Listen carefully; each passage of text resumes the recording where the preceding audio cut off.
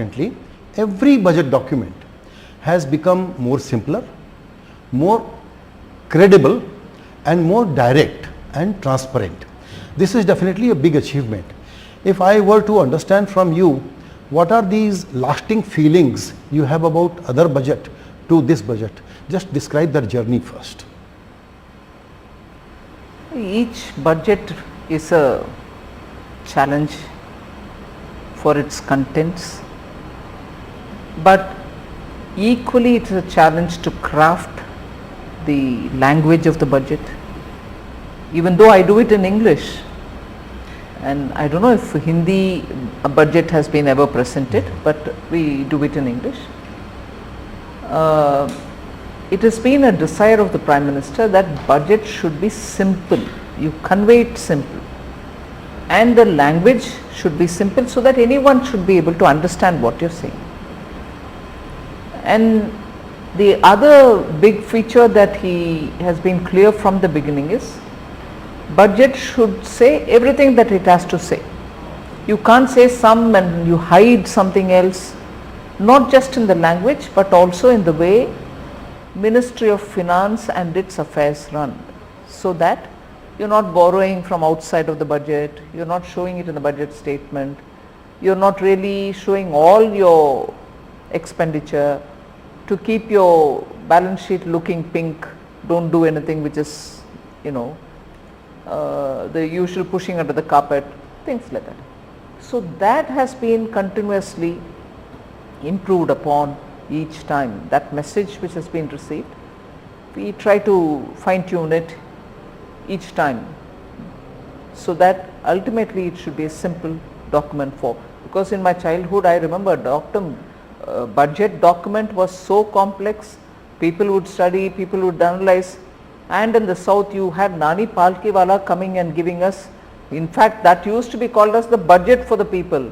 True. Because the budget which was read in parliament was one thing which no one could understand. Then Palkiwala would, actually he used to do it in Mumbai, then the crowd became so much that he shifted to a stadium, and in Mumbai it used to happen in that kind of explaining the budget to the people, and he used to come south.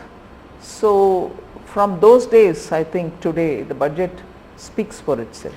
But you are becoming too challenging for us to handle. Ma'am, I have completed covering more than 30 budgets so far. We used to say, and we still said this, that fine print ka wait karte hain. There will be some fine print. Now there is no fine print, no mystery, no googlies. That's right. So that was the objective.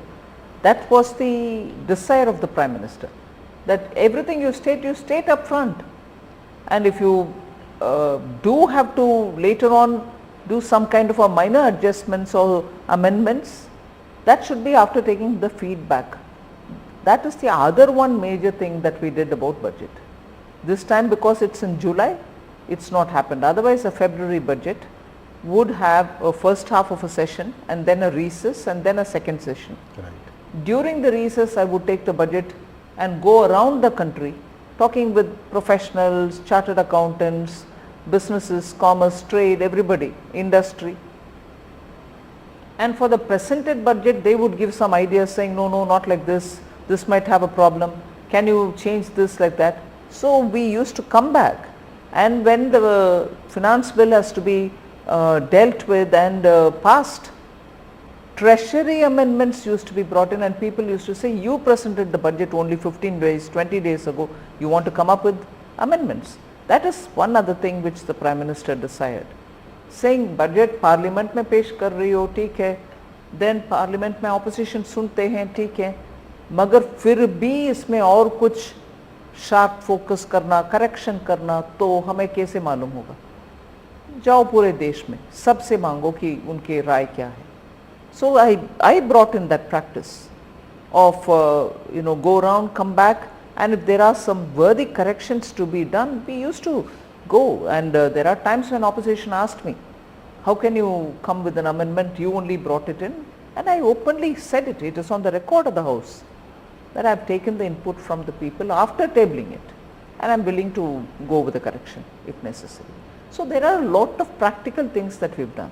इस budget का जो एक सबसे बड़ा flavour है हालांकि ये पूरे देश का बजट है और सभी के लिए कुछ ना कुछ इसमें है, लेकिन जो एक सबसे बड़ा फ्लेवर है मुझे लगता है वो है youth.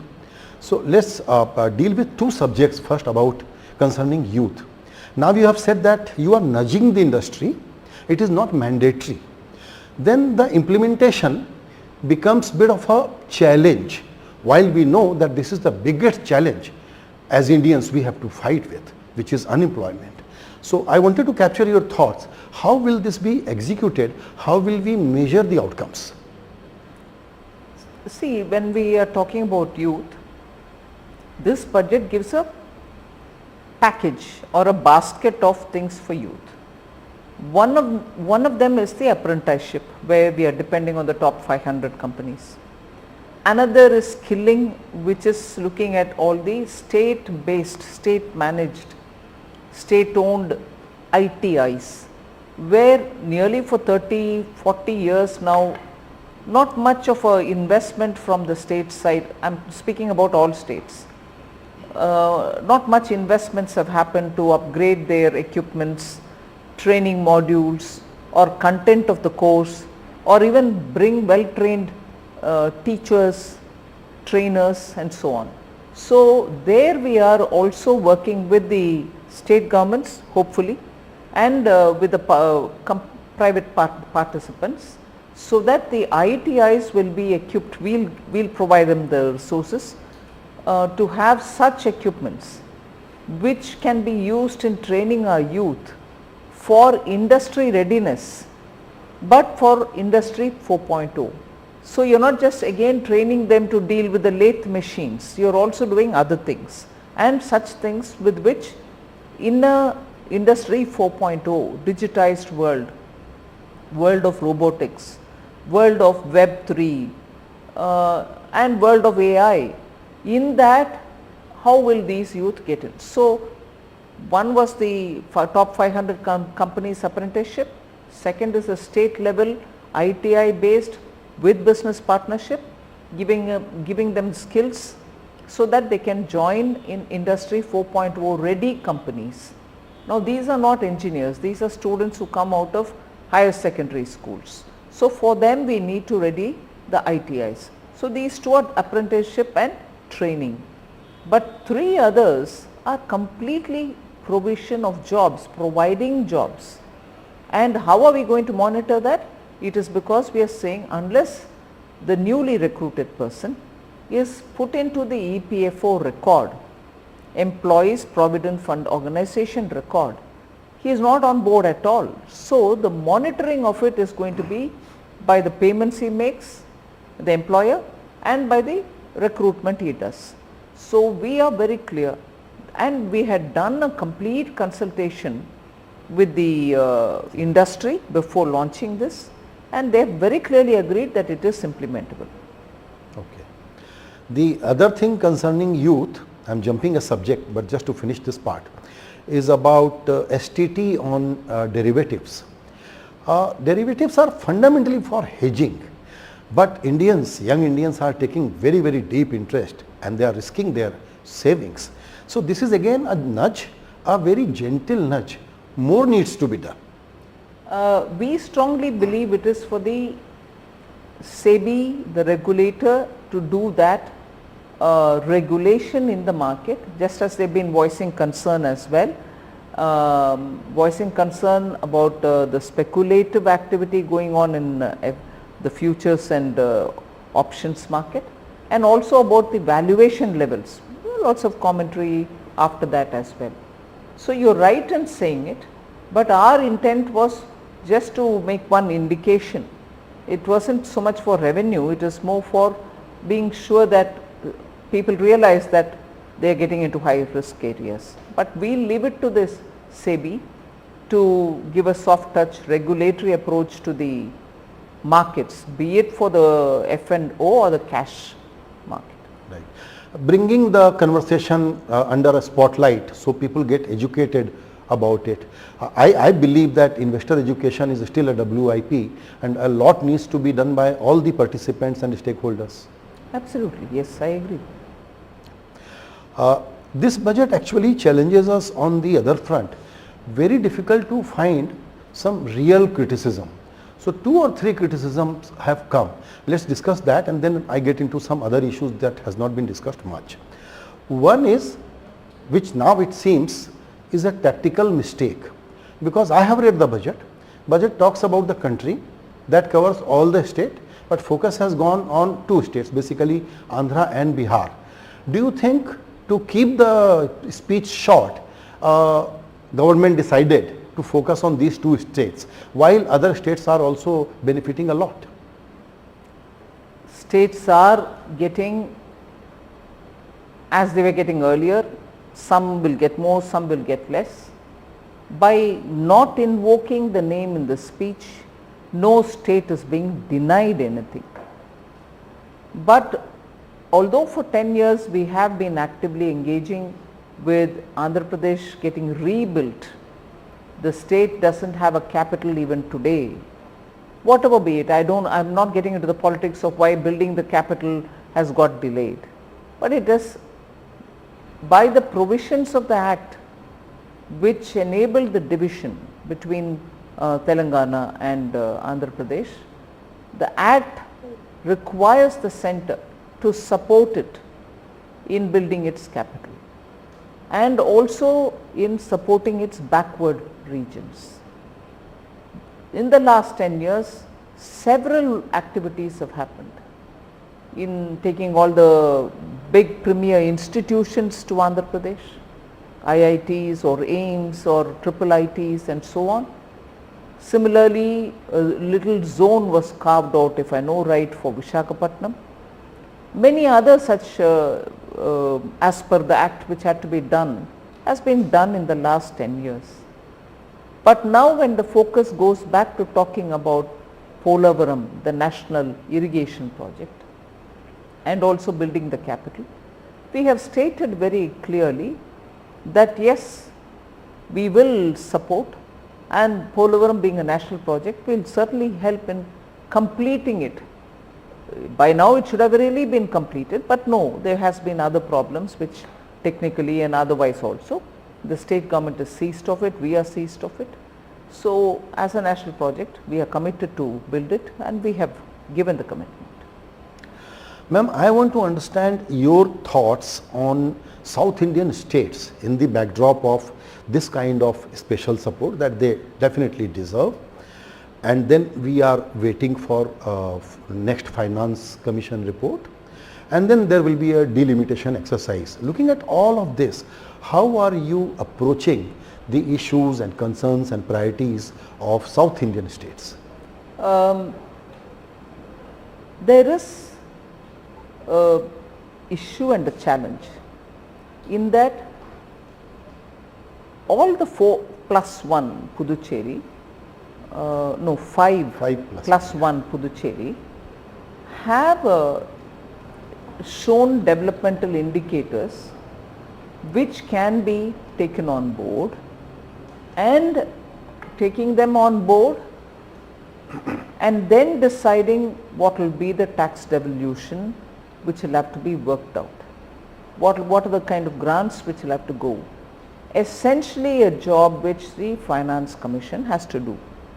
And I also would think all these states will have to negotiate and talk, not negotiate so much, but put across their state's position.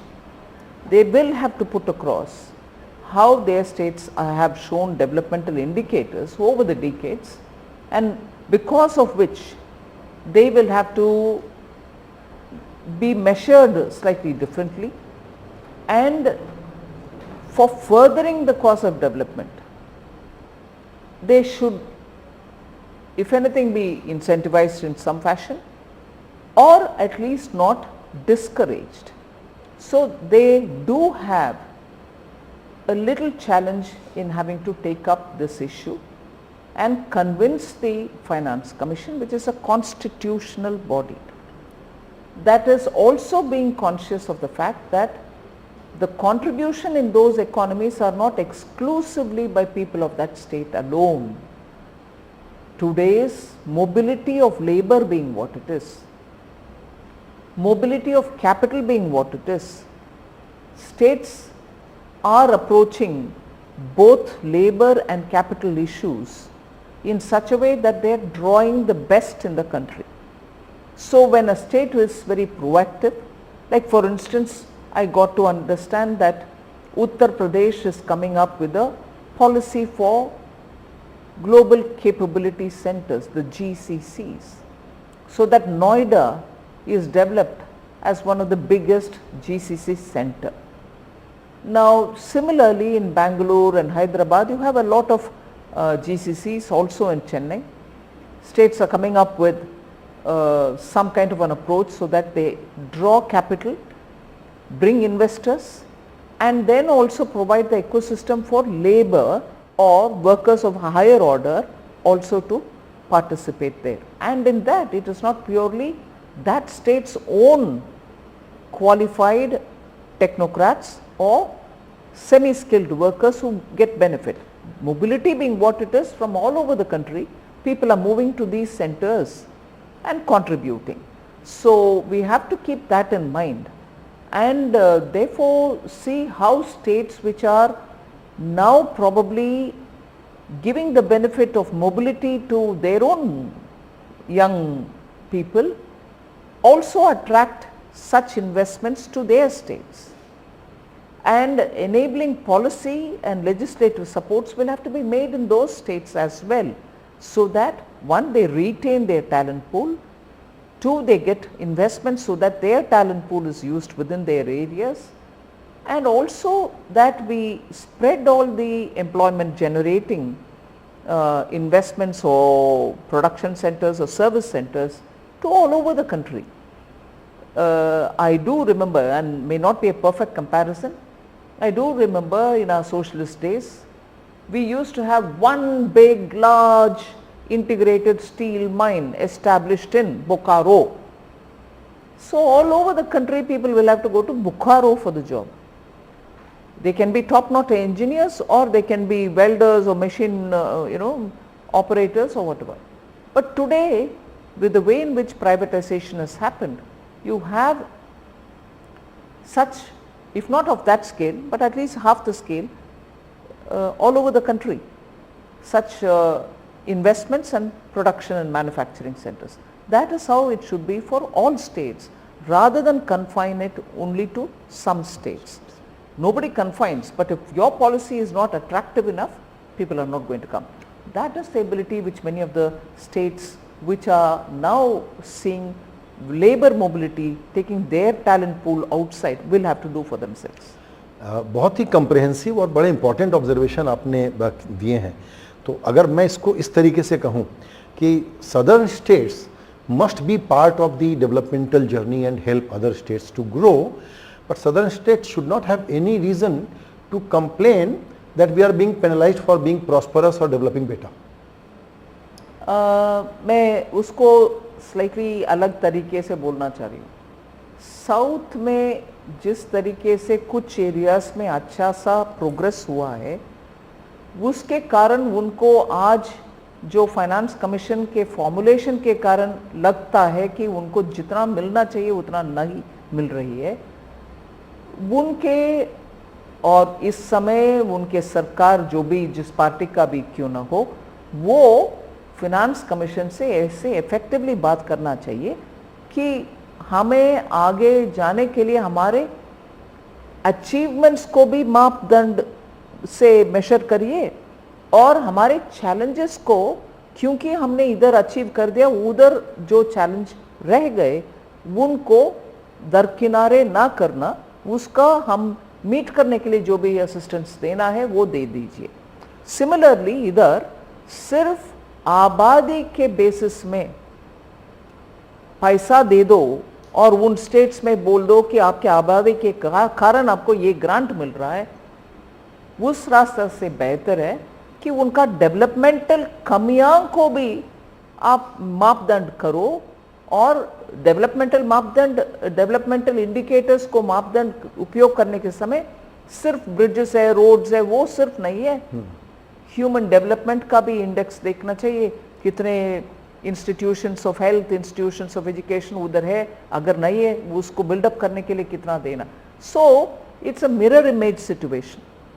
जो इधर कर रही हो कमियों के कारण, उधर वो स्ट्रेंथ है उनका। करेक्ट। सो ऐसे देश को हम सबको एक लेवल पर ले आने के लिए जो भी करना है वो करना पड़ेगा। बहुत ही इंटरेस्टिंग स्पेस टू वॉच है ये, काफ़ी एक्शन होगा इसमें, बिल्कुल। बजट में एक बात और कही गई जिस पर बहुत ज़्यादा चर्चा नहीं हुई, वो है मेट्रोज़ के अलावा दूसरे शहरों के बारे में, 14 सिटीज़ को और डेवलप करने के बारे में, प्लान के बारे में बात की गई। उसमें एग्जैक्टली क्या होने जा रहा है, उस पर अगर आप थोड़ा कुछ जानकारी देना चाहें तो। We are looking at using technology and also ways in which town planning has been used. Because of town planning, which has been there for the same format, I suppose, has been there for a long time, many of the indicators are not being fully effectively taken for the advantage of that town. Right. So if you are able to better build taller and keep a lot more open spaces, better manage your natural resources, lakes or water flow, better also plan your town in such a way that natural drainage is maintained,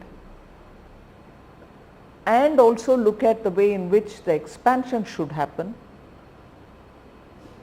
That's why one other thing which we've given alongside this is to have perishable goods, meaning vegetables and fruits cultivated closer to these kind of agglomerations, so that their consumption demands can be met by growth very close by, rather than bring those perishables from somewhere else.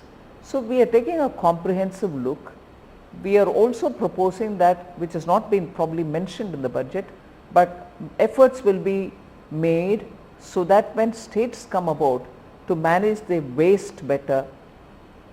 Mentioned in the budget is managing the waste, particularly the liquid waste, so that once that is gathered and which is done, the purification is done, at least go fill up the neighborhood in the outskirts, water bodies which are drying up due to extreme weather situations. So we are looking at a comprehensive way in which existing cities also can look up to be a lot more livable, lot more futuristic, without having to, constantly go on expanding.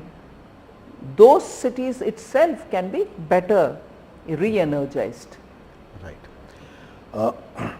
एक जो बहुत ही बड़ा achievement मुझे लगता है madam, वो है fiscal discipline का, फिस्कल प्रूडेंस का। इस पर आपने काफ़ी ऑब्जर्वेशन दिए हैं बजट में भी और अपनी दूसरी बातचीत में भी, लेकिन इसको थोड़ा हम और समझना चाहते थे, क्योंकि सभी स्टेक होल्डर इस बात को बहुत गहराई से देखेंगे कि क्या अब FRBM एक्ट में अमेंडमेंट की ज़रूरत पड़ेगी, क्योंकि इंटेंट तो क्लियर हो गया, लेकिन पॉलिसी एक्शन में कैसे ये ट्रांसलेट होगा कि हम डेट टू GDP रेशियो के मामले में इसी रास्ते पे चलने वाले हैं। इवेंचुअली फिस्कल डेफिसिट को एक लेवल तक लेके जाने में एक नंबर का आवश्यकता होता ही है, मगर वो ऑब्सेसिवली उसी नंबर के ओर देखते हुए टेम्पररी, हर साल टेम्पररी सॉल्यूशन उठाते हुए आप उस नंबर के ओर जाना एक तरीका हो सकता है, मगर मैक्रो इकोनॉमिक दृष्टिकोण से वो अच्छा तरीका नहीं हो सकता। इसीलिए हमने वो NK सिंह का कमिटी का रिपोर्ट से लेकर के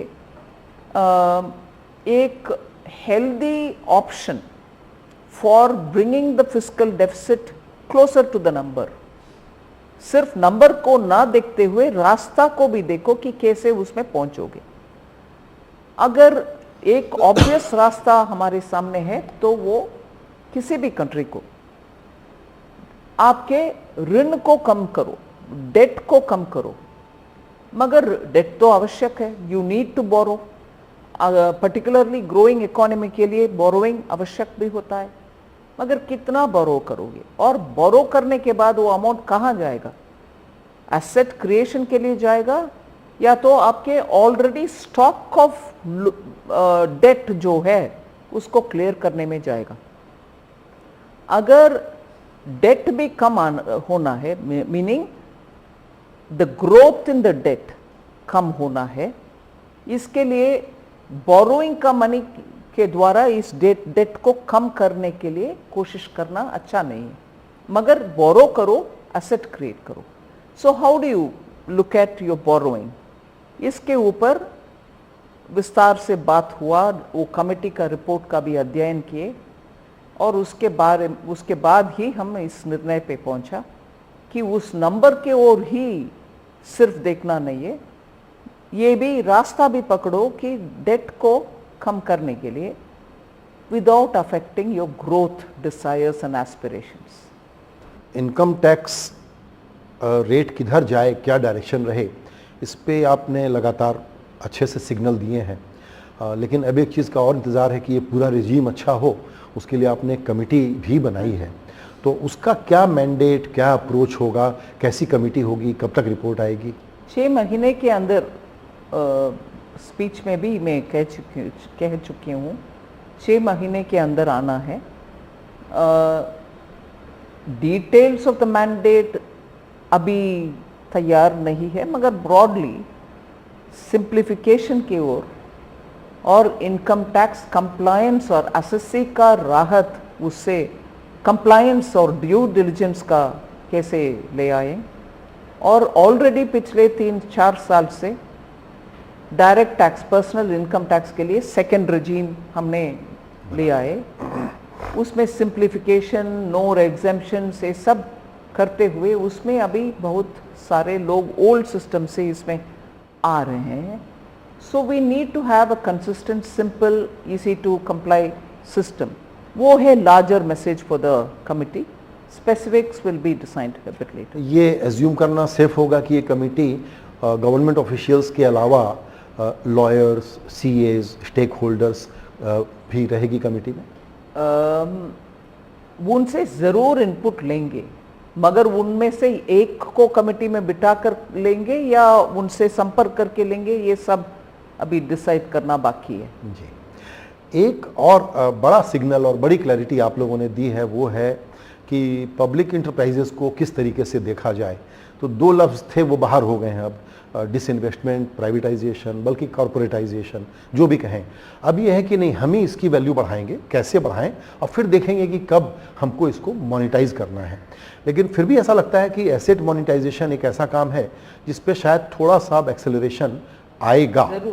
ज़रूर आएगा, और आना भी अच्छा है, क्योंकि अगर आपके एसेट्स वैसे के वैसे पड़ा है और उससे प्रोडक्टिव गेन्स आपको नहीं मिल रही है, आप उसको सेल करने का आवश्यकता नहीं है, हमारी इरादा भी वो नहीं है, मगर उसको अच्छी तरीके से मोनेटाइज करने में देश का भी भलाई हो और वो एसेट काम में आएगा, ना कि उधरी की उधर पड़ा हुआ है, उससे फायदा किसी का नहीं है और धीरे धीरे उसका डिप्रिसिएशन ही ज़्यादा हो रही है, वो होना अच्छा नहीं है। तो इसमें कुछ हम और थोड़ा अंदाज लगाना चाहें कि किस तरह के सेक्टर्स में, किस तरह की एक्टिविटीज़ में इसमें कुछ डेवलपमेंट हम देखेंगे। स्ट्रैटेजिक कोर सेक्टर तो हमको पता है कि उसमें सरकार खुद ही बहुत जोर लगाएगी, और ये एसेट मोनेटाइजेशन के लिए पाइपलाइन घोषणा हो चुका है। उन सब में हर एक स्टेट के साथ बात करके उसको आगे ले जाना है, और उसमें इन्वेस्ट करने के लिए जो तैयार है उनको स्टेट्स के साथ संपर्क में ले आना और उनसे बातचीत फैसिलिटेट करना, वो सब हमारे काम होगा। जी, एक चीज़ और, एफडीआई के बारे में बहुत सारी बातें आपने कही हैं, और हमको लगता है कि एफडीआई को इनकरेज करने के लिए जो मेजर्स लिए जाएंगे उसमें सर्टेन सेक्टर्स पे ज़्यादा फोकस रहेगा। तो कौन से सेक्टर्स हैं जहां आपको एक्सपेक्टेशन है कि अब एफडीआई आएगा भारत में? ऐसा कोई एक सेक्टर नहीं है जिसको हमने छोड़ दिया इस विषय में। सभी सेक्टर्स को पिछले 10 साल में धीरे धीरे ओपन करना, और जो ओपन ऑलरेडी हो चुका है उसमें एफडीआई का कंपोनेंट को इंक्रीज करना, इसके ऊपर अच्छा सा काम हुआ है, और ग्रेजुअली एक एक सेक्टर को ओपन करके और एक्सपैंड भी करते आ रहे हैं। 21 के बजट के समय policy, public sector enterprises policy के द्वारा जब घोषणा हुई, उस समय से आप देख रहे हैं स्पेस सेक्टर में ओपन हुआ है, और उसमें एफडीआई का भी अच्छा अपॉर्चुनिटी हो गया है अभी। इसीलिए ऐसे कोई सेक्टर नहीं है जिसमें हम एफडीआई रिजेक्ट करे हैं, सबको इनवाइट कर रहे हैं सभी सेक्टर्स में। और इसमें कोई कंट्री की भी चॉइस होगी क्या? आपको पता है ये विषय क्यों हम लोग अभी चर्चा कर रहे हैं, क्योंकि इकोनॉमिक सर्वे में इस बात का लॉजिक दिया गया है कि चाइना का इन्वेस्टमेंट भारत में आना चाहिए और ट्रेड इम्बैलेंस जो है उसको दूर होना चाहिए। एकदम सही बात है इन प्रिंसिपल अगर हम देखें तो, लेकिन ये फैसले सिर्फ एक थ्योरी पे नहीं हो सकते। लेकिन इसकी चर्चा बहुत ज़्यादा है कि चूंकि हम वीज़ा दे रहे हैं वहाँ के लोगों को यहाँ आकर के काम करने के लिए, तो एफडीआई आए, इसमें क्या दिक्कत है? अभी इसके ऊपर कोई सीरियसली मेरे सामने चर्चा नहीं आया है।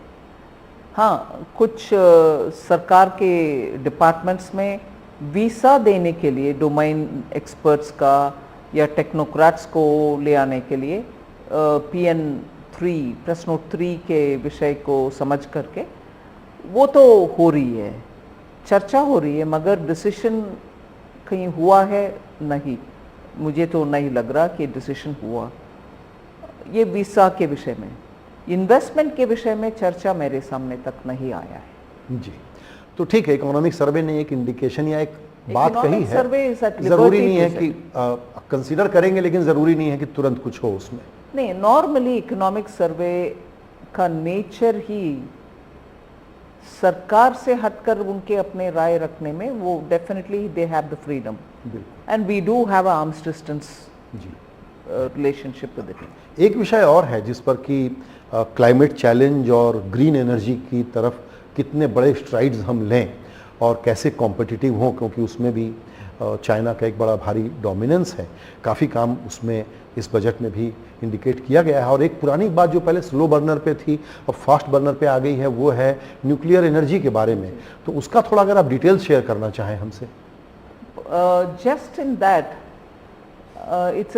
it's happy news to know that Baba Atomic Research Center has developed this module for modular building of nuclear energy centers, and since it's all indigenously done and they are very sure that they can take it forward, we've taken it on the budget speech as well.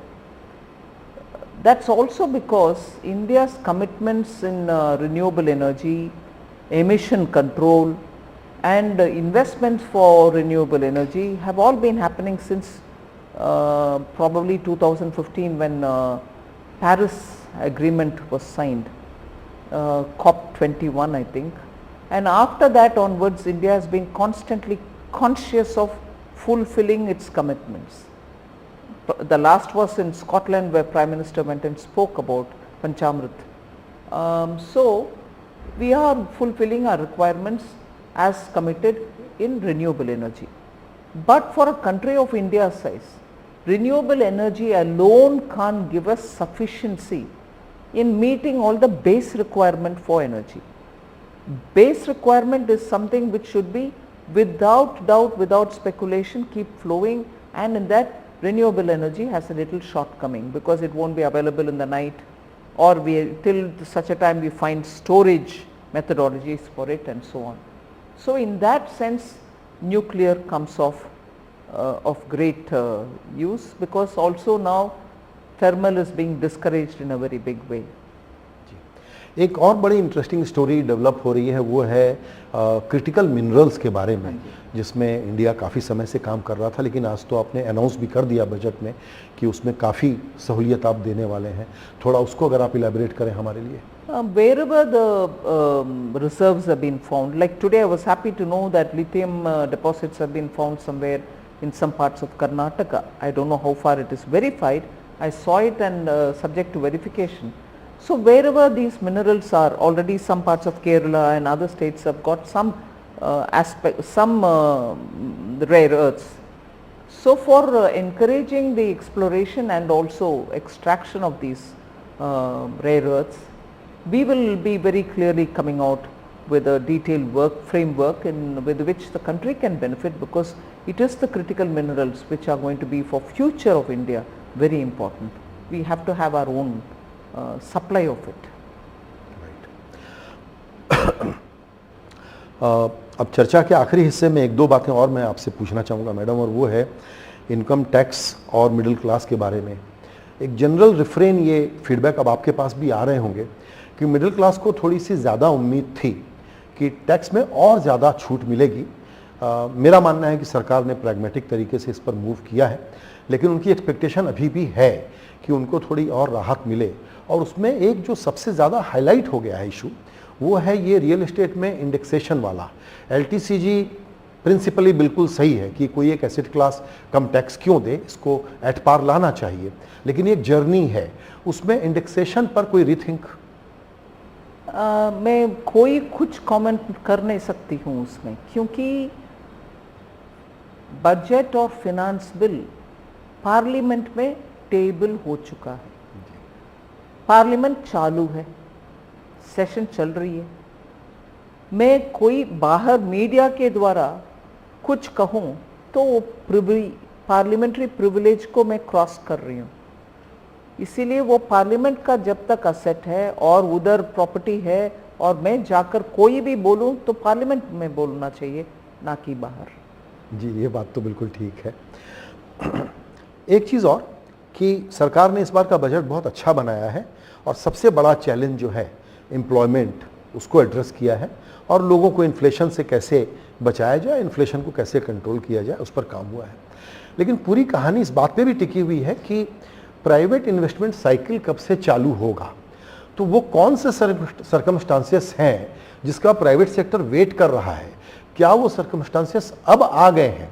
क्या आपको आशा है कि private sector अब investment करना शुरू करेगा? नहीं, मैं मानती हूँ प्राइवेट सेक्टर 2 साल से आगे आ चुके हैं। पिछले 2 साल से इन्वेस्टमेंट्स लगातार हो रही है और उनका इन्वेस्टमेंट शायद न्यूअर एरियाज में, सनराइज एरियाज में ज़्यादा हो रही है और बिजनेस का प्रायोरिटी और change in the way in which industrial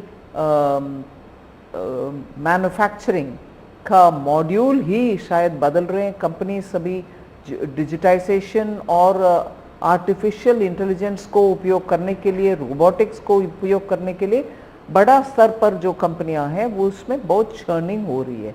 फिर भी इन्वेस्टमेंट चालू हो गया है और एक्सपेंशन ऑफ कैपेसिटी भी हो रही है। इसलिए मैं मानती हूँ अब से शुरू होगा क्या, नहीं, शुरू हो गया है और अभी तेजी से आगे आएंगे, ये मेरा उम्मीद है। जी, तो आपने जितने भी मेजर्स लिए हैं उनमें सबसे ज़्यादा कॉन्फिडेंस वो कौन सी बातें देती हैं कि कंजम्पशन को इससे बूस्ट मिलेगा? इतना काम आपने कर लिया है। मैं ऑनेस्टली बिलीव करती हूँ प्रधानमंत्री जी का ये emphasis on capital expenditure, public funding of capital asset building, चाहे उसको कैपेक्स बोलिए, पिछले 4 साल में लगातार उसका पक्का स्ट्रॉन्ग बिग अमाउंट पहले से बोलना और उसका इम्प्लीमेंटेशन में उस पैसा को सही उपयोग करने में इतना गौर से उसके पीछे पड़ना और मैनेज करना, एग्जीक्यूशन तक फॉलो करना, इसमें से डेफिनेटली रूरल इकोनॉमी में असर पड़ा है और consumption is derived from that. और वो एम्फेसिस अभी भी कमी नहीं हुआ। वोट ऑन अकाउंट के दिन हम जब 11 लाख करोड़ का अनाउंसमेंट किया, उसको आगे लेके जा रहे हैं अभी। इसीलिए capital expenditure is the one big assured way in which consumption can increase, and it has increased. That's why we are growing at this number. जी, एक चीज़ और जिसके बारे में हालांकि जीएसटी का मसला है वो, लेकिन ऐसा लगता है कि अगर पेट्रोलियम, अब जो हमारी रेवेन्यू बॉयंसी है उसको देखते हुए, कि अगर हम पेट्रोलियम प्रोडक्ट्स पे कम कर दें टैक्स तो उसका बहुत फ़र्क पड़ेगा। ये आपको भी लगता है कि समय आ गया है कि इस पर अब कुछ बड़ा मूव होना चाहिए? वो काउंसिल में निर्णय लेके, हमें निर्णय उधर होना है, इशू चर्चा भी उधर ही होना है। जीएसटी कानून में तो प्रावधान ऑलरेडी कर चुके हैं, वो रेट तय करें और सब इकट्ठा निर्णय लें कि हाँ अभी जीएसटी में पेट्रोलियम प्रोडक्ट्स आ सकते हैं, तो इमीडिएटली इम्प्लीमेंट कर सकते हैं। मगर स्टेट्स उसमें साथ होकर के जीएसटी काउंसिल में निर्णय लेना पड़ेगा। जी, तो स्टेट्स के लिए बड़ा ज़रूरी है कि वो प्रिपेयर हों बिग पिक्चर देखने के लिए। हमेशा सीकिंग और ग्रीवांस वाला फेज़ अब जा चुका है और पीएम लगातार इस बात पे बहुत ज़ोर देते रहे हैं कि हमारे रिफॉर्म और हमारे ग्रोथ की स्पीड को बढ़ाने के लिए केंद्र, राज्य और लोकल गवर्नमेंट तीनों में जुगलबंदी बहुत ज़रूरी है। तो आपको लगता है कि एक स्ट्रॉन्ग केस आपके पास है कि आप स्टेट्स को कन्विंस करें कि भाई इस पर पेट्रोलियम पर मान जाओ? बात करना आवश्यक है, बिल्कुल मैं मानती हूँ। जी, आपने आज हमारे लिए वक्त निकाला निर्मला जी, आपका बहुत धन्यवाद। और आपके इस बजट का बहुत बहुत मैंने आपको जैसा पहले कहा कि बहुत मुबारकबाद दें कि हमारे लिए क्रिटिसिज्म के लिए, आलोचना के लिए आपने बहुत कम स्पेस छोड़ा है। थैंक यू वेरी मच, बहुत धन्यवाद जी।